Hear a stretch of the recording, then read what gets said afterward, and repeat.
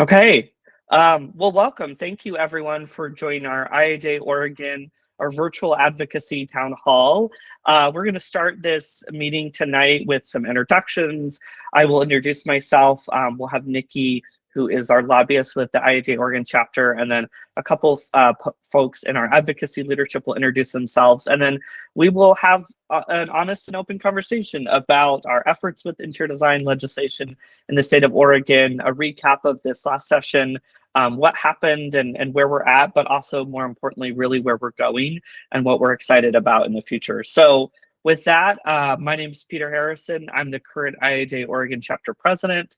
I've been a practicing commercial interior designer for about 7 years and been involved on this board and with advocacy efforts really in sort of full effort this year with our legislative efforts with HB 2141. So yeah, practicing commercial interior designer. I reside in Portland metro area, and honestly have really enjoyed this process working with a great team. So Nikki, I will tee it off to you to give an intro to yourself, and yeah, and then we'll go to Heather and then Evan.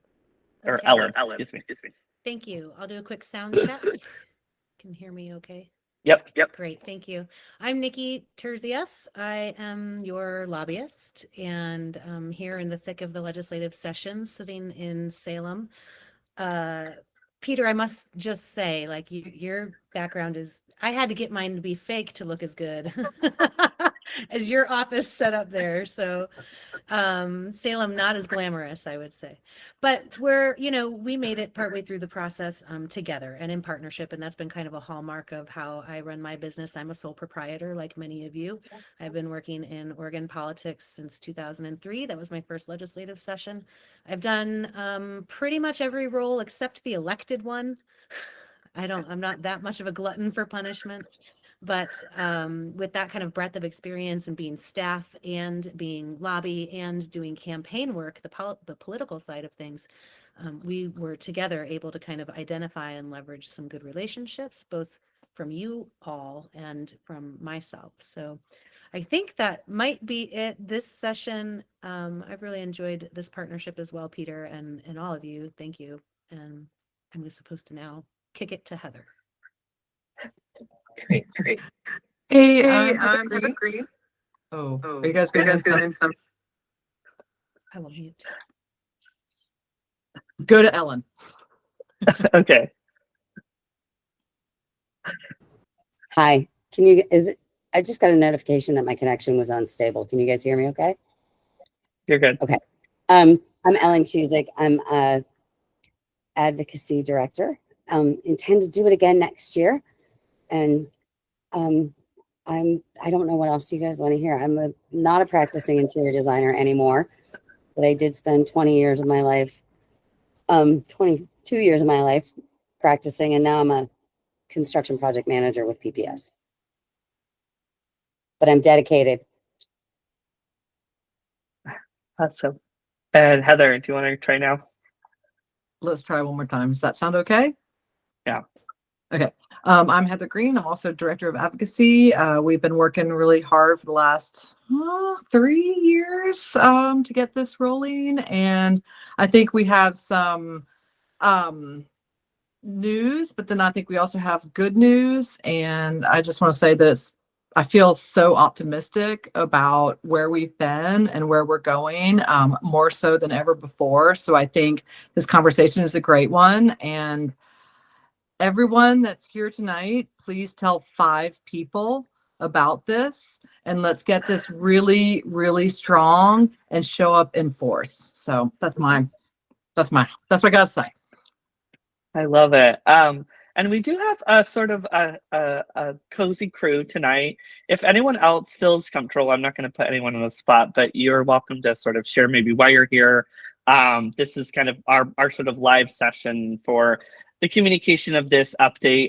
It's been in our sort of social media, but if anyone wants to pipe in of like why you're here tonight, I would be awesome, but no pressure to. I will admit, Crystal. I'll just give a quick introduction of myself. I'm Catherine Hawley. I have been in the industry for about 5 years now, kind of in and out a little bit, but I was became NCIDQ certified a couple years ago now, and I'm looking at starting my own kind of little practice. And so while this has been kind of like on the forefront of my mind since school about like getting legislation passed, it wasn't something that like, I don't know, it became like super relevant most recently to me. So that's why I'm here, and just would love to learn how I can help contribute. So. Yeah, I love that. Anyone else want to share why they're in attendance tonight?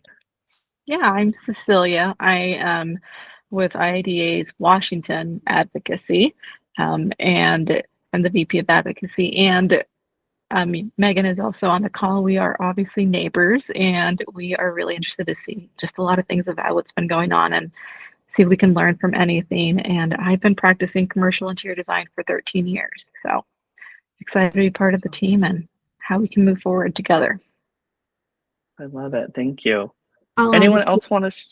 Oh, go I for wanted it, to Megan. introduce myself. You can see that it says I'm pres-elect for NPC, so located in Washington, but we're alongside you guys, and you guys have accomplished so much. So we're excited to be in your shape next year sometime. Awesome. Yeah, and we'll talk a little bit about that, because that certainly is something that we're seeing our sister states here in the Northwest really leading the country on legislation advocacy efforts the last few years. So anyone else want to give a shout out? No pressure, but Yeah. Hi, I'm Giselle. I'm very new to the industry as a whole, especially to Oregon. I have 2 years of experience within commercial interior design. Fairly new to the advocacy efforts up here. Joined everyone for Capitol Day, and I was very inspired. So just want to keep the ball rolling and see where we go next session. awesome. Great. Anyone else want to share? Yeah, hi. Sorry, I'll turn on my camera just for a split second so I'm not like a floating icon, but I'm cooking dinner right now. So my name is Janelle. I have been a commercial interior designer for, and there's Jake. I've been an interior designer for 9 years. This is really similar to Giselle. I participated in Capitol Day and was really inspired. So I'm really excited to just kind of keep in the know about this and kind of keep in the loop on how I can help moving forward. It's particularly a near and dear issue to my heart because I'm actually like going through a career change right now and going out into the freelance world. And so like this is very, very relevant to me and my opportunities in the future. So yeah. Yeah, awesome. Anyone else want to share why they're here? These are great examples. Okay. I think we'll jump in. So thank you all. It's really important and I think powerful to share your story of why you're here and why you care. So I will kind of give a little bit of context. I think many people may sort of know at a high level what we've been working on and where efforts have been, but I think it's important just to really level set this legislative session and sort of what efforts have happened. But again, sort of where I think we'll spend a lot of the conversation is time for questions and really sort of discussing where we move forward.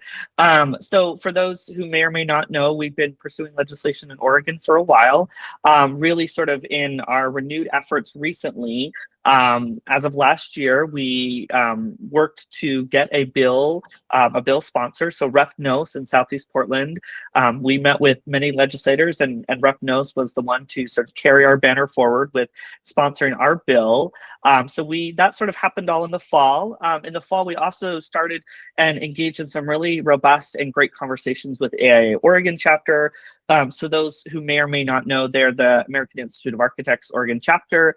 Historically, we have had some conflict with them in this process.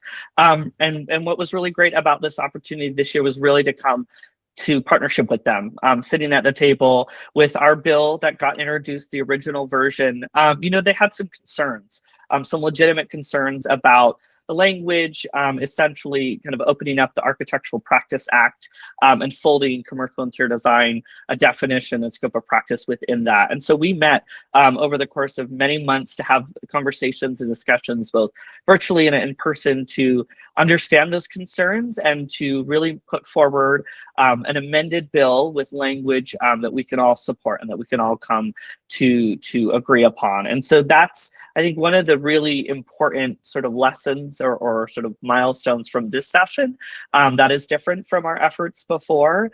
And what sort of came from that is our amended bill. Many who are part of the process, we were at Capitol Day in Salem at the end of March to meet with our legislators.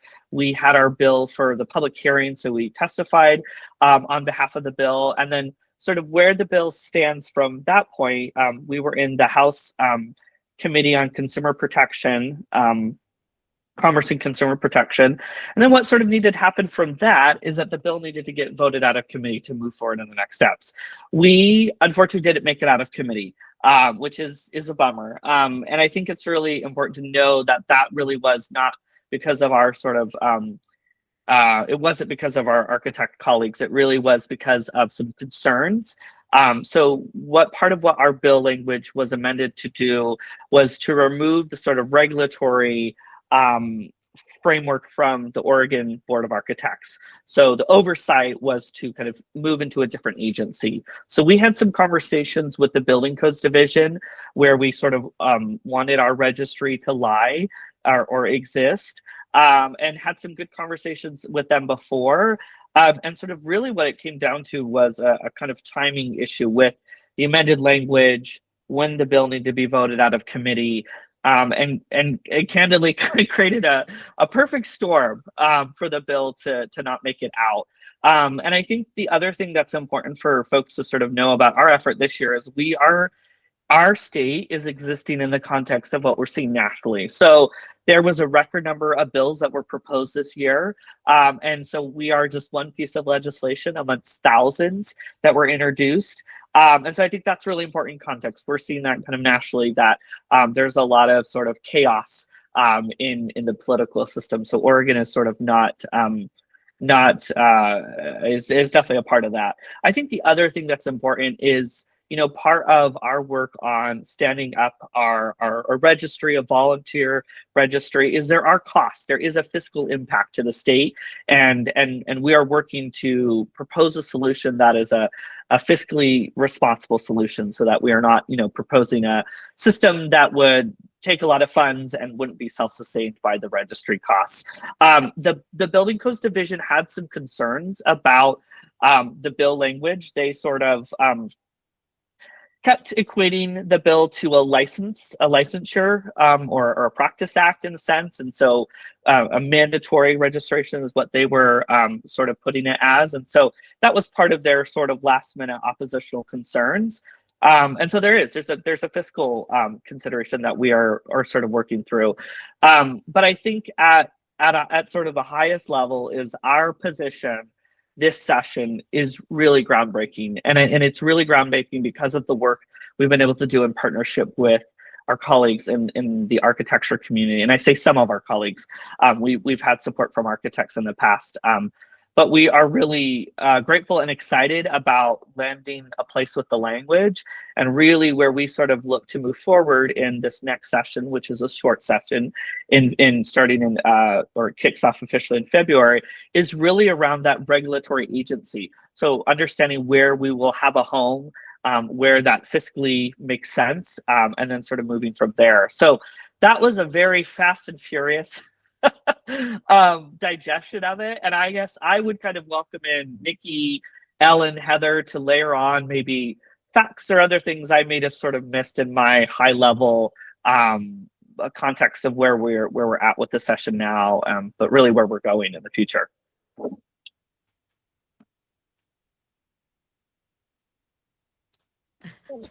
Don't all speak at once. Don't feel like you have to. I'm pointing to Nikki. And I'm happy to jump in, but want to be sure to leave space if Ellen or Heather, you decide you have some thoughts too. Peter, that was an excellent overview. We did have groundbreaking collaboration. We came out with a bill that was strong and garnered support, not just from AIA, also the kitchen and bath folks came out and had a letter of support. We saw the interest rise and the visibility of the issue with the committee. We were able to identify a couple of surprise future champions, maybe I'd like to say, of it's okay, Ellen, vice chair, hi, member of one of the committees, who actually has done this work himself in the past. You know, we wouldn't have discovered something like that. And this gentleman's going to run again, and this gentleman's going to win. And so now you've got bipartisan support for a bill. And so those are all big steps. Those are pieces of progress that kind of lay the foundation for the next phase. And while, yes, Peter, the next phase does need to be focused on the agency and the home and the level of enforcement with the registry and a lot of ticky-tacky stuff, it starts actually way back here. I glibly said the other day, you know, it starts in July, right? July 1. Our next legislative session, and this may be a good time for some context, is February. So Oregon citizen legislature, we don't meet all year. We don't meet every day. In odd numbered years, we meet for 6 months. In even numbered years, which is going to be your next go at this, heads up, it's 35 days. So, and both of those instances, you've got one going out of business sale. And it's that final moment your bill either passes or doesn't pass. So the pressure is on, and the context of the national politics, the way it has compressed here in Oregon is real. The hype around the budget and the hypervigilance around fiscals and price tags definitely contributed to the problem that we had. There was, I want to underscore this, Peter, you were very graceful about this. I will be just a smidge less graceful and say that when the agency weighed in, it couldn't have been worse timing. There is a complex series of steps that have to happen. Paperwork has to go through. It has to be presented. It has to be calculated. That means that staff at the agency has to review the actual amendment. And although we did speak with them and gave them preview language and showed them what we submitted, the state, the folks who work for the state are responsible to the state, and ultimately they see it as being responsible to you and to I as taxpayers. And so although they would, I'm sure, maintain, and I don't disagree, that they were playing their role and they were doing it duly, by the time we were able to see that role being played, it compounded what was already the deadline, the tight schedule, and an edict, pretty much, I think I'll use that phrase right now, from the powers that be in the budget. Don't send me something that we can't pass. And right now they're setting that threshold at small millions, at budget dust, we might call it. Part of that is, again, because of the federal government. The constitutional budget cycle is 2 years. And at the end of the long session, that means this year in June, by June 28th, no later, the Constitution demands that they've balanced their budget. Well, how do you do that when you have no idea what is going to come into the state subsequently? What money you used to count on will be withheld mid-cycle. And so they're being very, it's an austere environment, maybe to say the least. So, you know, all of that is what it is. And we did our darndest and our damnedest, I'll say that too, and our best, and really excelled to the very point that we could excel. I mean, right up to the very point of go or no go. And that means now you're back to go, which is great. It's a good place to start. Looking ahead to the next session, although I did jokingly say July, it's kind of not a joke, no joke. You know, you want to get going pretty quickly because you have some foundational pieces to affirm. One, the legislation itself. Do you ask the legislature to simply reissue 4121 with the amendment that we know brought AIA to support, brought kitchen and bath to support, and then just leave that blank, that question mark in terms of the agency? And then you may have a request for a bill or an idea for a bill, but you still got to go get one. Is Rob Noce going to do it again? Sure, maybe. Do we want to find somebody else? Could be. Do we want 90 legislators? There are 90. There are only 90. Do we want all 90 legislators sponsoring? And that requires you all to get active. Yet again, it's kind of call it day out of the Capitol, you know, where we'll have to get organized and make sure that the proposal and the paperwork, the one pagers, your walk sheet, all that stuff is still reflective of where we're at when we left. Then we want to go right back in there and start shopping. That's my official political term, shopping this bill with other legislators. So now, okay, let's fast forward. We've kind of gone through the summer. We've talked to a lot of legislators. They've signed on. They're excited. It's bipartisan. It's bicameral. We're ready to roll. And in no small part because you all reached out as constituents and informed and educated your legislators and asked them to sign on. And it's real hard to say no to a constituent. So now we've got, I don't know, let's just call it for funsies, right? We're going into the fall with 20 sponsors on this bill. We know we haven't jeopardized support from any of our current stakeholders who are there alongside of us, and we have to tackle the issue of the agency. This is where it's going to get hard. This will be where we have to have the conversations, Peter, as you plainly said it, and it is just true. This will cost the state money. It will take the state's tax dollars to set up the program. From there, we want it to be fee funded, which essentially means no tax dollars, no extra money from the general fund. We're not coming back and begging for change from the legislature time after time. You're going to be able to foot the bill yourselves as a community, as a profession. So that makes that cost really important. We came out of this last legislative session with an estimated cost of about, correct me if I'm wrong, guys, about $10,000 to register. And then it was like, don't forget, our registry isn't forever. You're going to have to come back and re-register. So that is not tenable. That is not reasonable. And that is not something that we think, like, we're not going to ask you, the royal we're not going to ask you to do that. And I don't think it would be successful, frankly. And that is the goal, is to be successful. So now we got to get creative, thinking about what are other states doing? How have they set this up? Are they in other agencies? Do they not have enforcement? Is there something that's different that they're doing that, again, won't jeopardize the support that we have, but that we can incorporate or accommodate to lessen that number? We got to shave some zeros off of that price tag. When you get through the fall and get through the winter, ideally, of course, that will be settled. You're going to get into January, and the next thing you know, in a blink of an eye, the clock starts on 7 weeks. So you realize now, because it's not just a 7-week session, just like we have deadlines in a 6-month session at about 3 weeks, at about 3 months, you're going to have deadlines in a 7-week session. Is that nice? 35 days? 5 weeks? What is someone can do the math at home, but you know what I'm saying? That deadline rolls up real fast, and it's the same deadline. It's the deadline that you go or you no go. So in order to go this time, we've got to go now, starting in July, or take a day off, come back in August, and really be doing the work. There will be legislative days kind of scattered throughout. Once a quarter, everyone comes to Salem for a few days. That might be a really great time to have another Capitol Day.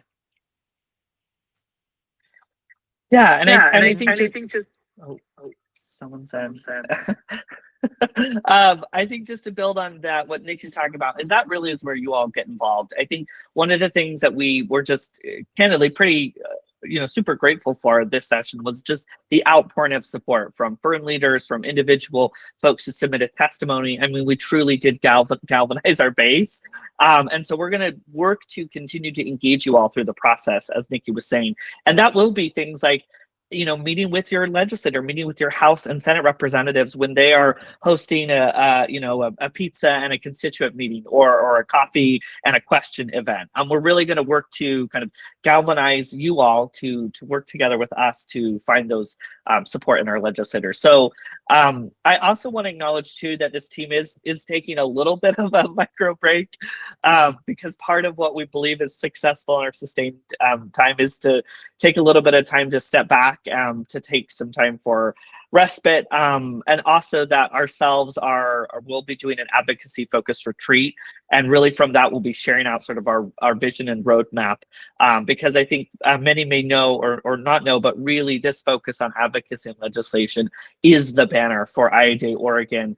It was the banner last year, it will be the banner this year, and it will be the banner next year. So this really is our primary focus of our chapter and our members, and you all. So I think with that, maybe Heather or Ellen, anything else you want to add? Otherwise, we can keep it open to conversation or questions, or any other curiosities. I'm ready Yeah, to go in July. Did you want to say something, Heather? Oh yeah. So I just want to add that first of all, for those of you that weren't at Capitol Day and for what we were talking about, we had a record number. We had 30 people show up in support of our House bill on what we chose to be our Capitol Day, and everyone met with their legislators. This overall has been I'm 3 years in as director of advocacy, but like I don't know anything about meeting with legislators, and so this is all new to me. And thanks to Nikki and Ellen that's been doing it for way longer than me, Roberta as well, who's not on this call. We should give a shout out to Roberta. It's really been a learning curve, but I think it's really been amazing, because I felt like this time around we were like, oh my gosh, we have 1 week, how many people can we get down there? And we got 30. And then we're like, oh my gosh, we have 1 week. How many people can we get to sign our petition? It was like, what, 300, Peter? It was like really, really amazing. What's going to make this successful is that continued support. So thank you guys all for being here. And then also spreading the word, because it's not like we get it and then we all take a nap. Yes, we do, but we get it. But then also it's about empowering each other and ourselves to register, to become registered commercial interior designers. So it's super cool. I love that you guys are here. In speaking to those of you that are planting the seed of doing your own thing, I want to say that I've been an interior designer for 20 years, moved on to some other things now, but you guys right there, they're saying that right now. Vita, I don't know if you know Vita, I don't know if you know Fluent, but some of the biggest firms in town were girls like you, women like you, that were like, I can do this. I'm going to do this. And 20 years later, they're doing it and they're awesome. And I knew them back then. And so I just want to say, yeah. And this is why we're doing it. So, woo! That's all. Yeah. No, and I think it's such a great point, Heather, because we have all the tools we need to move forward and to be successful. I think we've learned what we can do and when we need to galvanize. And I really think that our retreat, so we are meeting as an executive advocacy team mid-May. And so from that, you will get a really clear roadmap, because I think that was one of the biggest questions and calls for action that we got back to. This was, I want to help, I want to get plugged in, but I need to understand how and what, and everyone's capacity is different. And so we recognize that. And we're going to, I think, be hyper laser focused on making sure that we are effectively communicating when we need you to show up for a meeting, when we need you to submit testimony, when we need you to sign a petition or to talk to a firm leader, or, all the other X, Y, and Z that we really were able to mobilize pretty quickly this last session, because we recognize it is a process that many of us are not as familiar with, being engaged in the political process. But as to Nikki and Heather and Ellen's point, our legislators genuinely want to hear from us. They genuinely care when we reach out and we talk to them about why interior design legislation is important. So we certainly have a very powerful voice, and what we'll continue to do is use that voice. So I guess I hope I'm not putting you, Cecilia and Megan, on the spot, but you're in Washington, you're our sister chapter. How curious how things are going for you, and maybe any other advice you'd share for us in Oregon, or we can lessons learned, swap some stories. Okay. Megan, are you still on? I can't see everyone. I am, but I have my crying children, so you take it away. Well, so we have a Washington task force also, and our task force right now is working with AIA, and we have been meeting monthly with them to talk about this and just to help get us to where we need to be when it comes to be our turn. So I think we're in a process where we are gathering support. We're a little bit on the other side still in regards to we're gathering the troops, we're making sure that we're being vocal, we're attending, we're creating informative events for students, for professionals, and really it's trying to gather awareness for all of our profession and outside of our profession. And like I don't remember if it was Nicole who mentioned the fact that maybe it's 90 legislators in regards to support, but in regards to creating those relationships, that's where we're at this point. And it can be challenging because they're in session right now. So we're inviting them to events, but some of them can't attend right now until after session. So there's things that, as we're going through this process, we're learning. And for those of you who might not know the history of Washington, so we went for this bill, was it an 07 or 08? And so this is our second time coming around. A lot has changed in the industry since then. Our profession has evolved since 2008, honestly.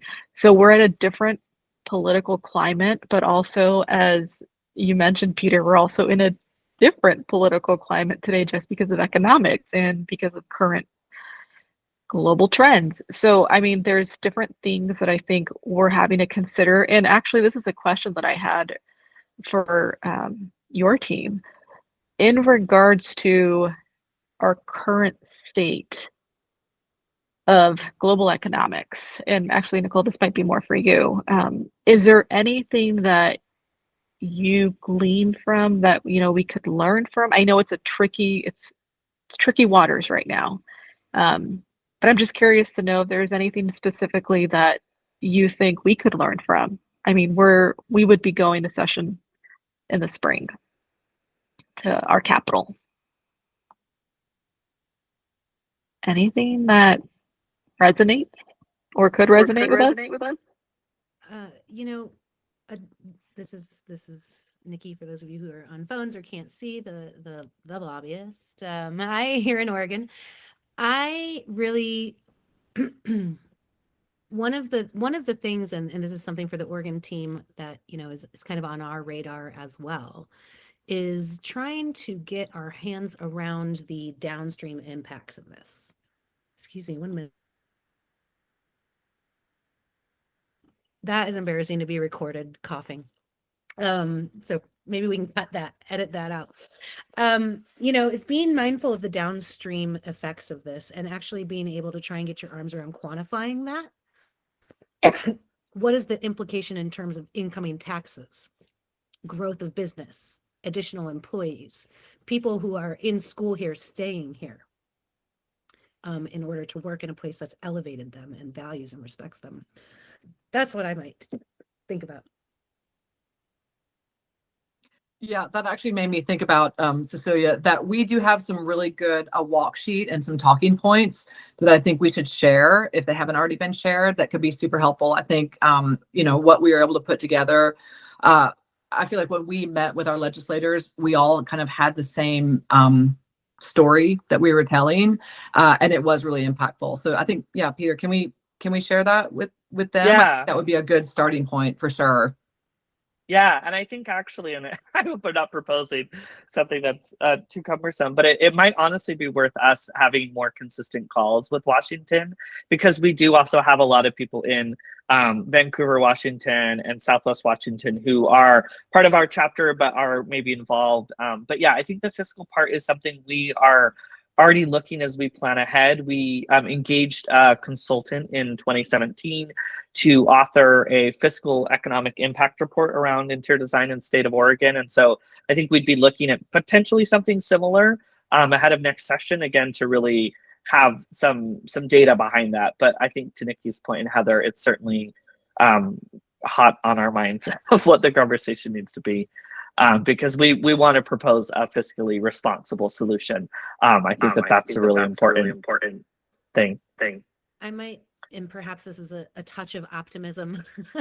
Yeah. But because we'll all be returning in the next year and in the next spring, hopefully the states will have a better idea of what's coming in from the federal government, what's not coming in from the federal government, where do they need to do shoring up of their budgets, so to speak. And I think there's always room for an argument in terms of workforce development, and the increased tax base, but it may be that it fits more squarely into the puzzle come another 6 months from now. Yeah, that's great. Well, really, other questions, curiosities, this really is space for anyone to ask anything, having Nikki, having our team. And this is really just a first touch point in our journey as we go forward. We will be doing more of these. But yeah, other questions or things people are curious about what happened and where we're at.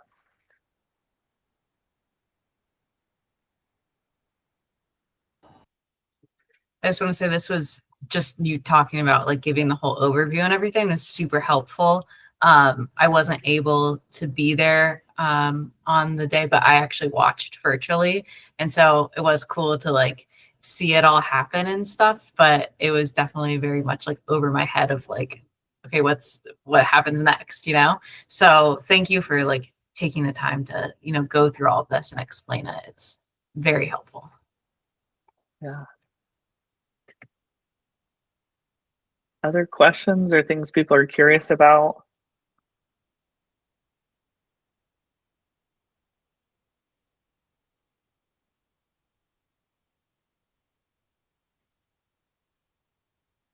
Okay. Well, we don't have to take the full hour. Yeah, I just appreciate everyone making the time tonight. We're really excited and really, go for it, Nikki.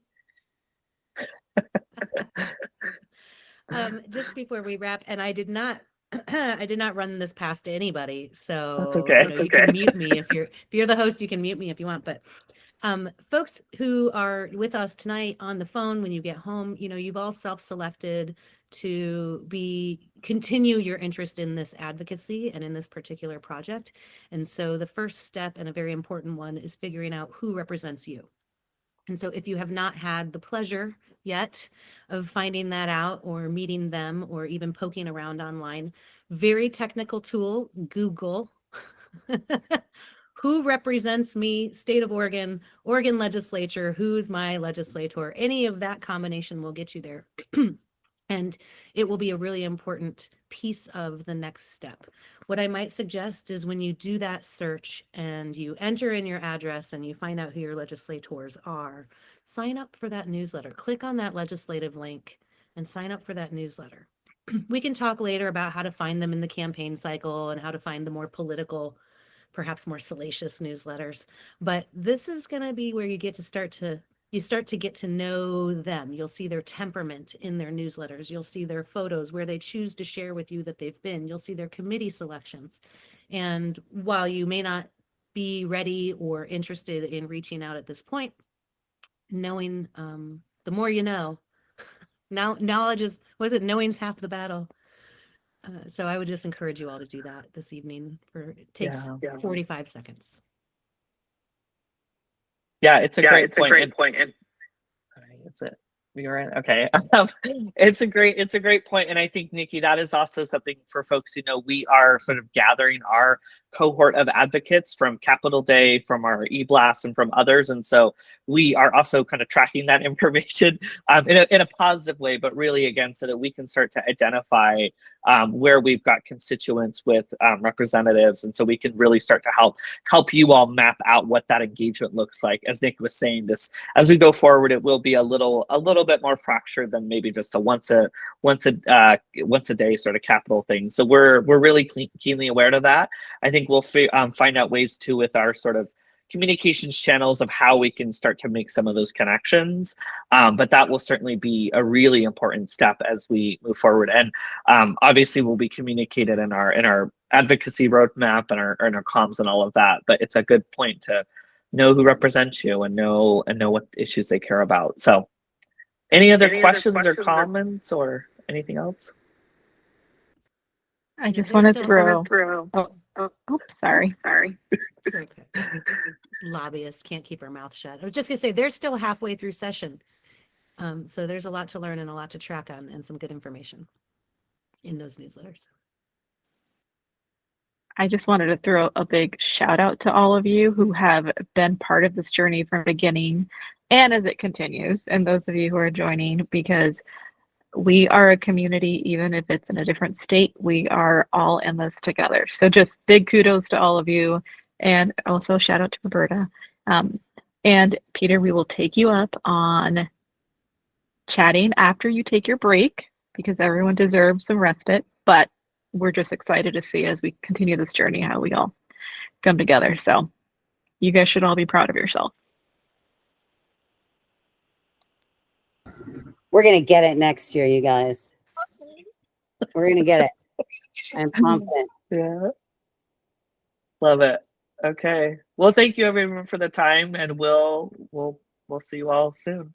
Chat soon. So thank you again. Have a good night, everyone. Bye.